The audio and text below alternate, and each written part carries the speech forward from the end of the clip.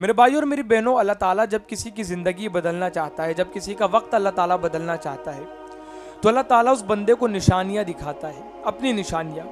اب وہ نشانیاں کسی بھی طریقے کی ہو سکتی ہے، یا تو اللہ تعالیٰ کسی کو بیماری دے کر کے اپنا پتہ بتاتا ہے، یا اللہ تعالیٰ کسی کو صحت دے کر کے اپنا پتہ بتاتا ہے، کاروبار میں اللہ تعالیٰ بڑھوتری کر کے کسی کو اپنا پتہ دیتا ہے، تو کسی کو لوز کر کے، کسی کا نقصان کر کے، تو کسی کو فائدہ دے کر اللہ تعالیٰ اپنی نشانیاں بتاتے ہیں۔ یہ زندگی ہماری جو چلتی ہے نا، اس زندگی کے اندر بہت ساری ایسی نشانیاں اللہ تعالیٰ کی ہم دیکھتے ہیں، لیکن بہت کم لوگ ایسے ہیں جو اس کو سمجھ پاتے ہیں، بہت کم لوگ ہوتے ہیں ایسے۔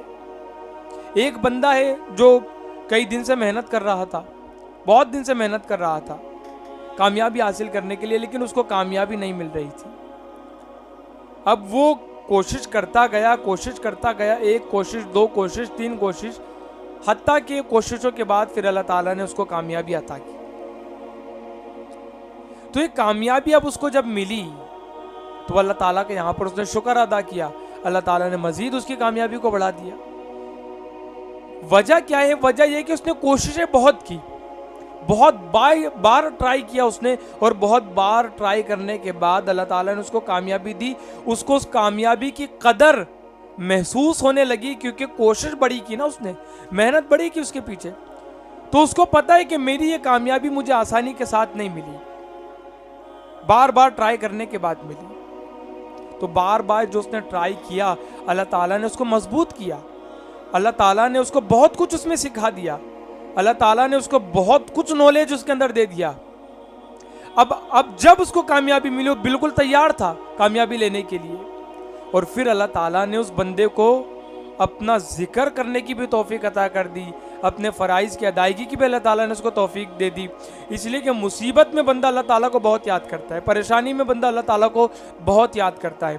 تو پریشانیوں کا آنا کبھی کبھی اللہ تعالیٰ کی طرف بندے کے قدم بڑھا دیتی ہے، اور وہ جب قدم اللہ تعالیٰ کی طرف بڑھتے ہیں، سمجھو مصیبت کا آنا، پریشانی کا آنا اللہ تعالیٰ کی طرف سے ایک نشانی تھی، اللہ تعالیٰ اس کو بدلنا چاہتا تھا۔ اب دیکھیں نا، آپ مجھے اس وقت یاد آ رہا ہے واقعہ، یہ خلافت بنو عباس کے دور کا واقعہ ہے، جب دارالخلافہ بغداد کی سرزمین تھی۔ اس وقت جو بادشاہ تھا، جو خلیفہ تھا، اس نے اپنے تمام گورنرز کی دعوت رکھی، تمام گورنرز کی۔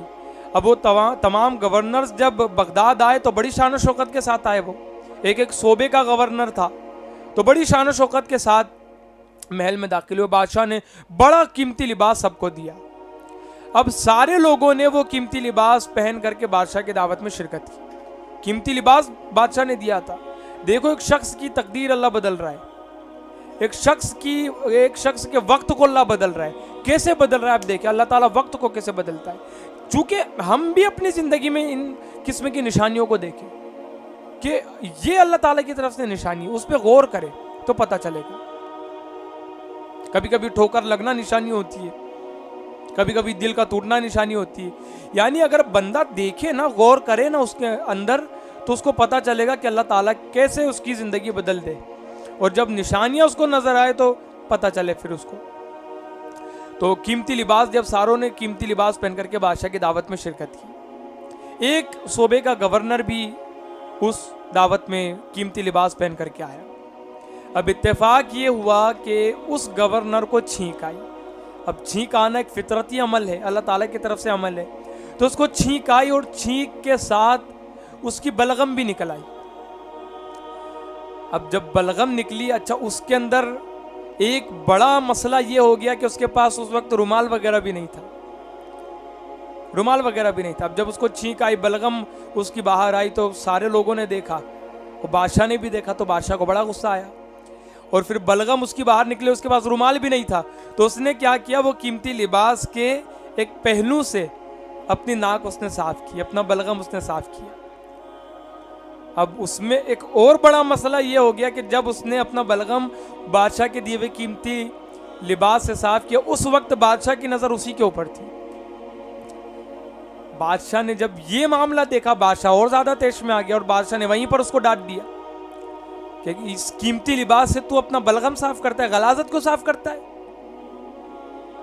وہ خوشنما ماحول वो दावत वाला माहौल एकदम रंजीदा हो गया, संजीदा हो गया, मजा पूरा किरकिरा हो गया, माहौल एकदम तब्दील हो गया।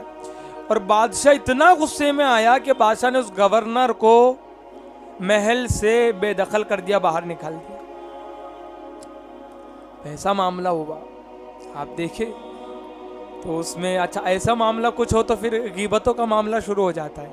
अगर एक मामूली सी दावत में भी ऐसा कोई मामला पेश आ जाए कि जो जिसने दावत दी है तो वो अगर किसी को डांट करके भगा दे तो गीबतों का मामला स्टार्ट हो जाता है, एक दूसरे की फिर गीबत करना लोग शुरू कर देते। और उस बंदे के बारे में जिसके ज़रिए से कोई गलत काम हो गया ऐसा, तो फिर उसकी तो खैर नहीं, क्या क्या न जाने बना देते उसको।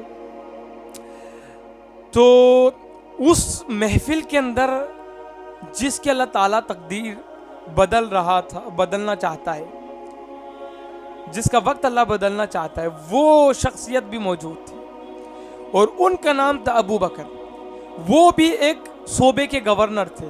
उनके सामने मामला जब पेश आया ना, तो अबू बकर के दिमाग में कोई गीबत नहीं चल रही थी, कोई और मामला नहीं चल रहा था, उनकी थिंकिंग एक अलग ही वे में चल रही थी।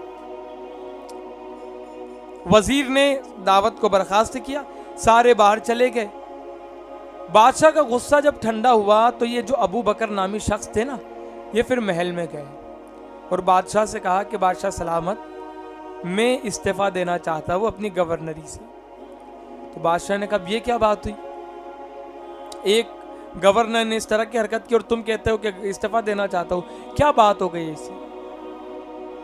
तो वो अबू बकर नामी शख्स जो थे ना, उनको अल्लाह ताला ने निशानियाँ दिखा दिया था अपनी। उन्होंने कहा कि खलीफा हजरत, मामला ये है कि एक इंसान ने दूसरे इंसान को एक कीमती लिबास दिया। जिसको एक इंसान ने कीमती लिबास दिया, उसने उस लिबास की तौहीन कर दी, उस लिबास के साथ कोई ऐसा गलत काम हो गया उसके जरिए से, उसकी नाकदरी उसने की। तो एक इंसान को बड़ा गुस्सा आया और उसने अपने महल से उसको बाहर निकाल दिया। अल्लाह ताला ने हमें इंसानियत का लिबास पहनाया, अशरफुल मखलूकात बना दिया, और हम उस लिबास की नाकदरी कर रहे हैं, सिर्फ दुनिया कमाने में लगे हुए हैं। अल्लाह को राज़ी करने की हमारे पास फुर्सत नहीं है, इबादत करने की हमारे पास फुर्सत नहीं है, तो हम भी तो इस लिबास की नाकदरी कर रहे हैं ना। उसने अगर हमको अपने दरबार से बाहर निकाल दिया, हम कहाँ जाएंगे? तो मैं चाहता हूँ कि मैं इस गवर्नरी से इस्तीफ़ा देकर के अल्लाह रब्बुल इज़्ज़त की इबादत और रियाजत में मसरूफ़ हो जाऊँ। उन्होंने इस्तीफ़ा दिया, महल से बाहर निकले, फ़ौरन हज़रत जुनैद बगदादी रहमतुल्लाहि ताला अलैह की खिदमत में हाजिर हुए, तौबा की, इबादत में फिर मसरूफ़ हो गए। दुनिया ने उस शख्सियत को फिर हज़रत अबू बकर शिबली रहमतुल्लाहि ताला अलैह के नाम से याद किया, अल्लाह ताला के वली बन गए फिर।